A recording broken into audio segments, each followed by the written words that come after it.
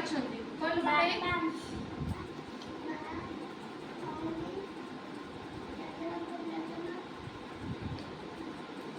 ଆଉ ବଡ଼ ବାପା ବଡ଼ ମା ନାହାନ୍ତି କି ଆଉ ଭାଇ ଅଛନ୍ତି ନା ତାଙ୍କ ନାଁ ବି କହିବ ଆଉ ତମ ପରିବାର ଗୁରୁଜନ କିଏ ଜେଜେବାପା ଜେଜେମା ବୁଝିଲୁ ଆଉ ତୁମ ପରିବାର କିଏ କିଏ ଅଛନ୍ତି ମା ବାପା ଭଉଣୀ ଭାଇ ଜେଜେମା ଜେଜେ ଦାଦା ଖୁଡି ଆଉ ତମ ପରିବାରର ମୁଖ୍ୟ କିଏ ବାପା ଯେ ଘର କଥା ବୁଝନ୍ତି ହେଲା ତ ତୁମ ପରିବାରରେ 50 ବର୍ଷରୁ ଅଧିକ ଲୋକ କିଏ ଅଛନ୍ତି ଜେଜେମା ଜେଜେବାପା ଏସବୁ ଅଛନ୍ତି ବୁଝିଲ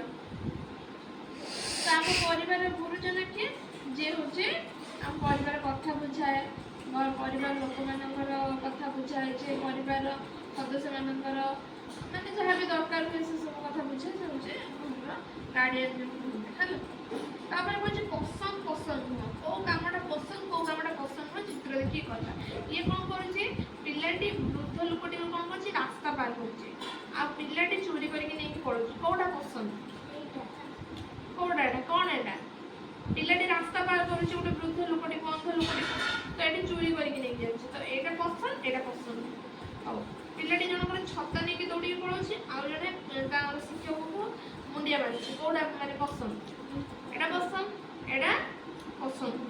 ଆଉ ସେ ତାର ମାଙ୍କର ଗୋଡ଼ ଘଷୁଛି ଏଠି କ'ଣ ତା ବାପାଙ୍କୁ ଖାଇବାକୁ ଦଉଛି ଦୁଇଟା ଯାକ ପସନ୍ଦ ଦୁଇଟା ଯାକ ଭଲ କାମ ଯୋଉଟା ଭଲ କାମ ସେଟା ପସନ୍ଦ ଯୋଉଟା ଭଲ କାମ ସେଟା ପସନ୍ଦ ଯୋଉଟା ଖରାପ କାମ ସେଟା ପସନ୍ଦ ଆଉ ତୁମ ଜେଜେମାଙ୍କର ଦେହ ଖରାପ ହେଲେ ତମେ କ'ଣ କରିବ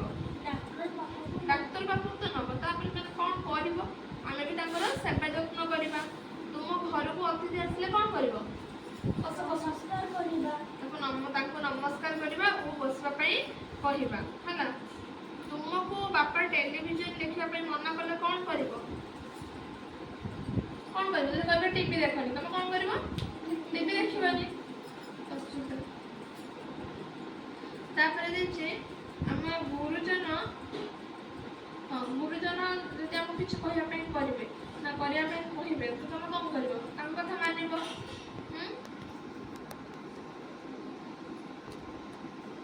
ସଇଲା।